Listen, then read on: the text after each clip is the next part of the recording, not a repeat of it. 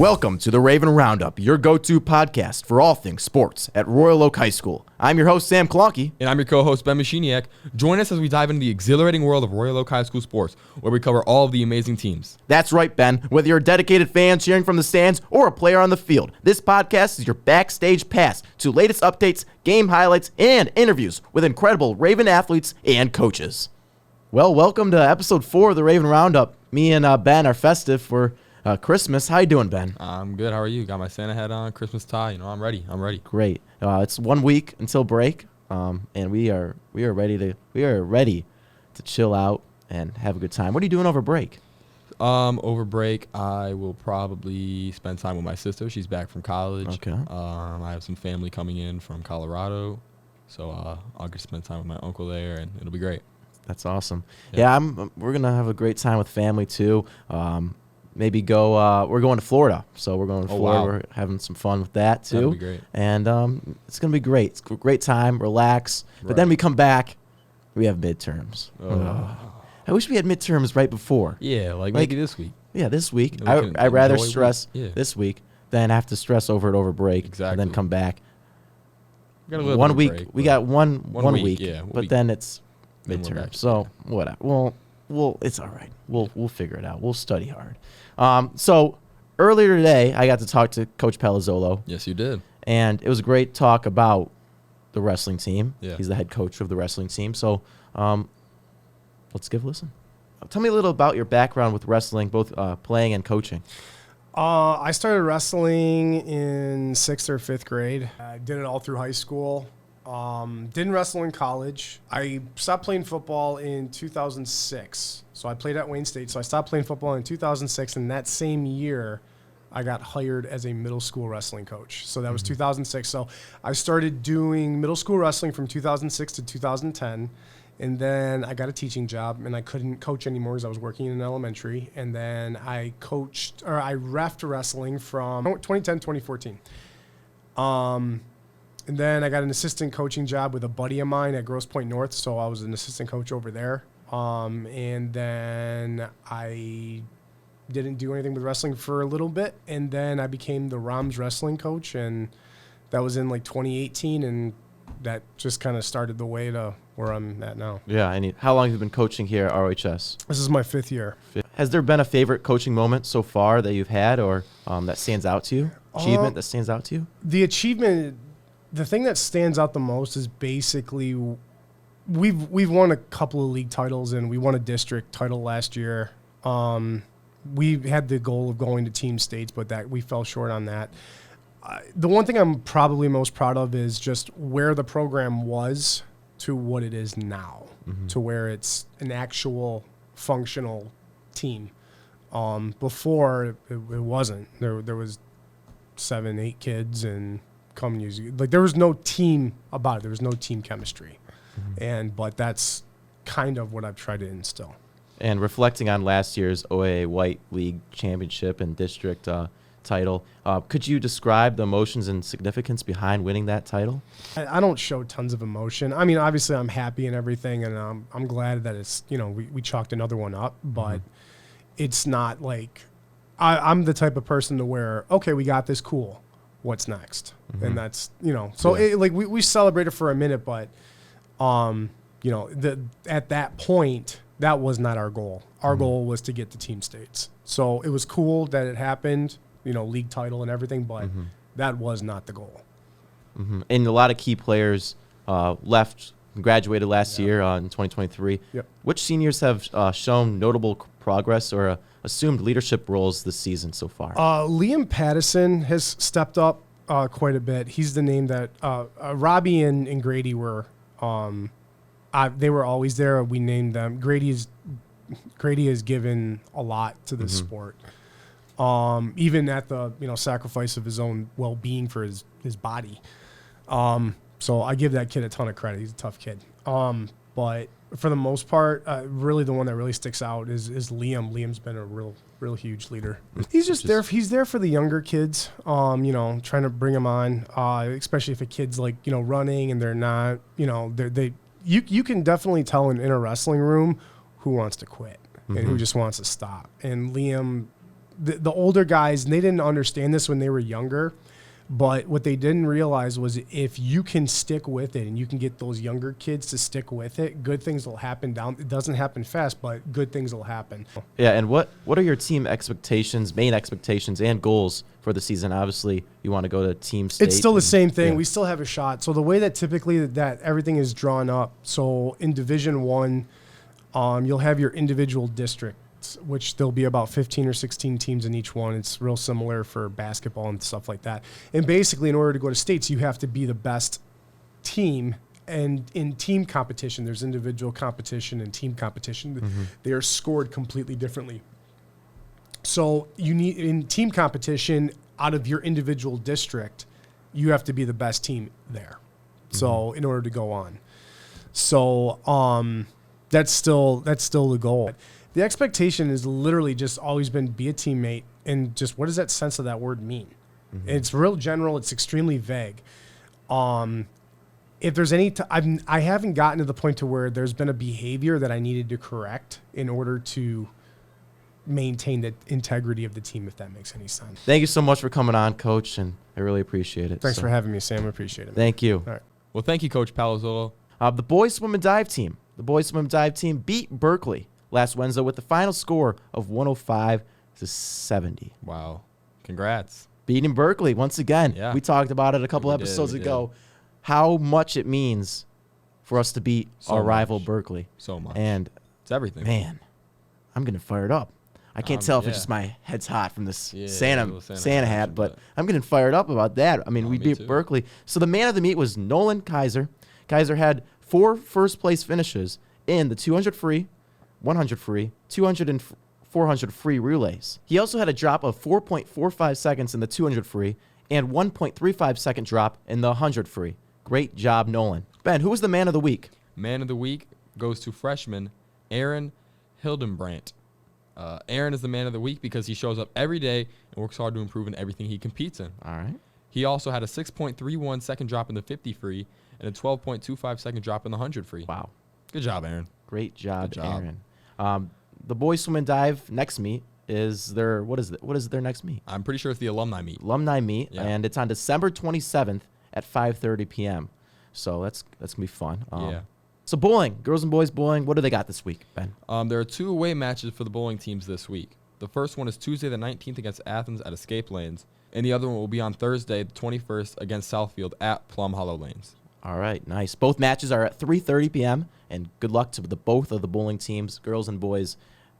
It's going to be a blast. I'm looking forward. So boys basketball. The boys basketball team advanced to 5-0 on the season last Tuesday night. Yes, the team took on Stony Creek Cougars and beat them with a final score of 57-48.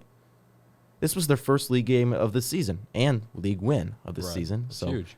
League wins are always huge. They that's what matters in the end. Right. Going into that, see who will win the league, and we will always want to win your league games. So standout players from that game were Camden Clark with 14 points, freshman CJ Harrison with 11 points, sophomore Sam Zeller with 9 points. And man, I got to talk about this, Ben. So sophomore Sam Zeller, at that game, he hit 3 3-pointers in a row to really seal the deal. Wow. And that's where his 9 points came from that night. That's insane. I mean, I was in the student... Back to back? Yeah, back to back to back. All different locations. I was in the student section. I mean, that gym was so hype. I've never seen it that crazy. But, man, 3 3-pointers in a row to really seal the deal for the Ravens against Stony Creek. From a sophomore. From the sophomore. And to get their first league win. And senior Luke Lizak followed with 9 points on the night. What about Friday, Ben? So last Friday, the boys, they took on Livonia Stevenson Spartans. They had their first loss of the season with a final score of 62-34.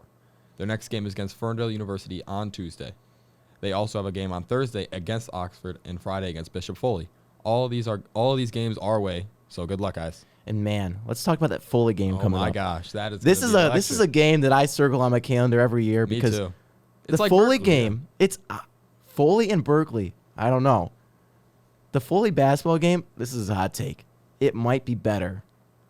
I don't know if I can say that. You're getting crazy now. I don't know, but that Foley basketball game is insane. It's up there, yeah. Because we packed that Foley Gym like it's nobody's Every business. time, every And single we're time. wearing our Santa hats, we're wearing Christmas gear and Yep. holiday gear, and man, that game's electric every year, and I can't wait to be there Friday night. And Me too. we're gonna get some interviews after the game For sure.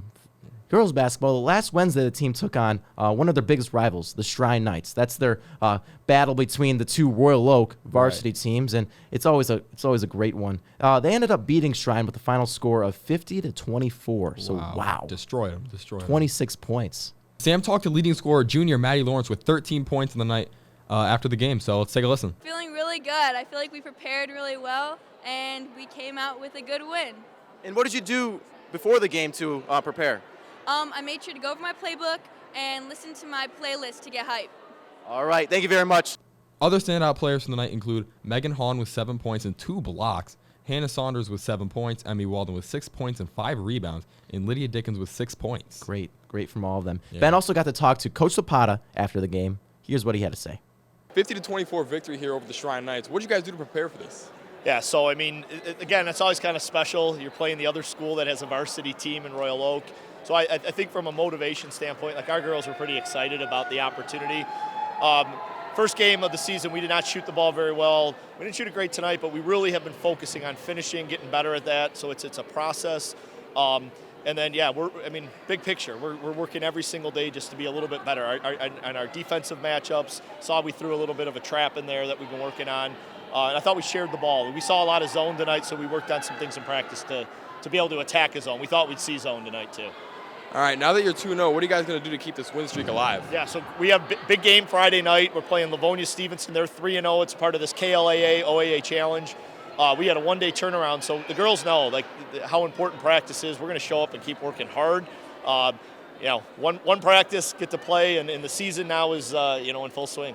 Just like the boys team, the girls also took on Livonia Stevenson on Friday at the Nest. The girls beat Livonia Stevenson with a final score of 41-35. And Maddie Lawrence had another great game for the Ravens with 14 points and 8 rebounds. Emily Austin, 7 points and 5 rebounds. Anna Waterstret, 7 points and 3 assists. And Lydia Dickens, 4 rebounds in a very strong defensive game. Royal Oak girls basketball is now 3-0 on the season. And what do they got this week, Ben? This week, they got 2 games. Tuesday the 19th, they are playing against Walled Lake Northern. And Friday the 22nd, the team is at the Nest playing Berkeley at 7 p.m. Oh, wow. So Berkeley. Friday night's crazy for Friday night basketball. We Berkeley, got yes, Foley, sir. the boys at Foley. Girls here at the Nest against Berkeley. It's going to be hard to choose what Yeah, one we I want to don't go know. to. I don't know. So it's going to be a huge basketball week. Unified basketball. At the pep rally, the Unified basketball team played each other. They The did. teams were Royal versus Oak. It was an electric time. It's always just fantastic. I mean, they started doing this last year, I think. Last Yeah. year, they did at the Winter Pep Rally, and it was great. And this year was even better. In the end, Grant Hatterman on Team Oak hit a buzzer beater to win the game. It was nice. Nice For little over Team the shoulders. Oak. Look. Yeah, Beautiful. He got the rebound, put it right up, Yep. win the game. It was fantastic. I've never seen the stadium that loud ever. It was the best possible outcome for that game. No, honestly. literally. Great job by both teams, and thank you so much from the crowd. I mean, I was on the court playing, and it was a great time, and we really appreciate how hype the whole school was Yeah. to see that. Also, during that pep rally, me and Ben participated in musical chairs, We scavenger did. hunt edition, Yeah. and Not to brag, but I did win that. I Yeah, beat there were- Sam. We were final 3. so there was like 11 players, and you played musical chairs just as it was. The music would play. We'd walk around Yep. the chairs. Music would stop. Then Jordan Labarge go on the mic, say what we had to do. Go pick up a pencil. Go high five a staff member. Once we did that challenge or mission, whatever you want to call it, we had to go back to the seats And get a chair. and get a chair. And man, I think that's way more fun than just musical chairs. I agree. It was like I agree. I haven't ran that much since football. Me neither. I was out of breath. It was tiring. But me and Ben were in the top 3. It was like 12 people or whatever. Yeah. And Ben ended up winning the whole game. Yes, I did. He was hype. I He was hype. I was. M1 Griffins hockey. Last Friday, Ben got to sit down with junior captain Kyle Passwater for the M1 Griffins. What did you do in the offseason to prepare for your junior season? I made sure I just stayed on the ice all the time. I was in the gym a lot, and I played on a couple different teams and leagues just to always stay ready for the upcoming season. So you're a captain as a junior.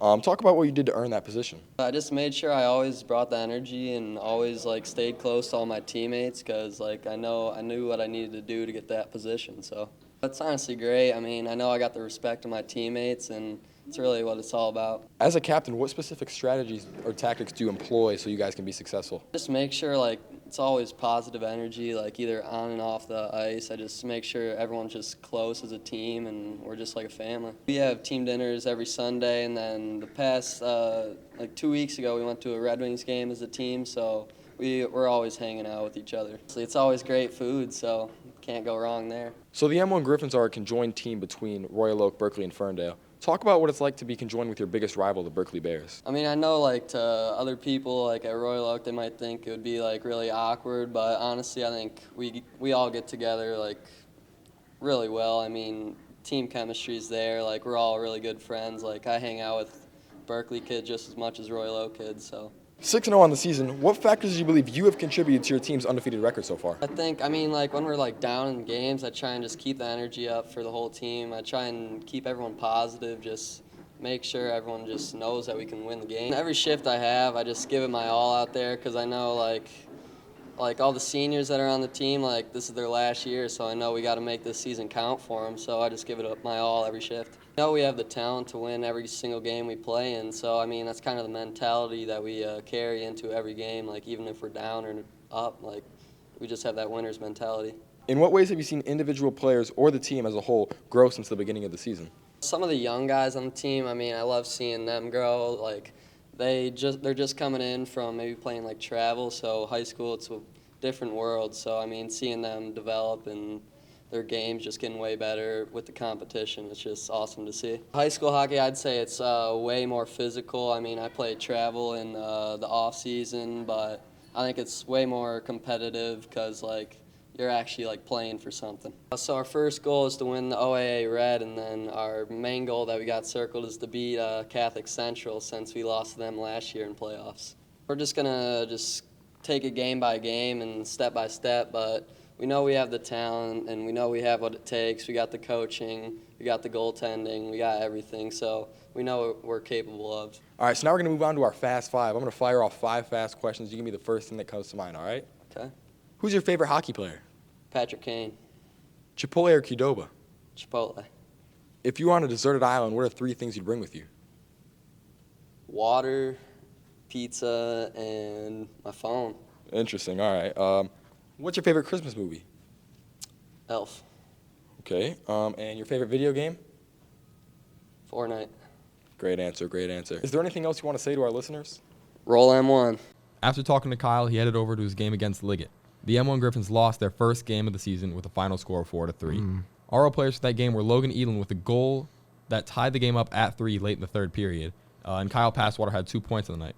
What went down on Saturday, Sam? So on Saturday, the M1 Griffins bounced back from that loss and mercied Grosse Pointe North with a final of 11-0. Just destroyed him. Wow. M1 had 6 goals in the first period. Imagine if you were there and That's just boom, goal, that's not goal, even goal, real. goal, buzzer. 6 goals in the first period. 7 of the 11 goals scored by M1 were by Ravens. RO goals were scored by Adam Lattman, Luke Swanky, Logan Eland, Justin Stewart, Lucas McInerney, and 2 goals from Griffin Prisbolo. Wow. RO assists were by Luke Swanky, Logan Eland, Justin Stewart, Lucas McInerney, and Kyle Passwater. The M1 Griffins mercied them 11-0 by the end of the second period. They were done. They didn't even have to play a third period. No.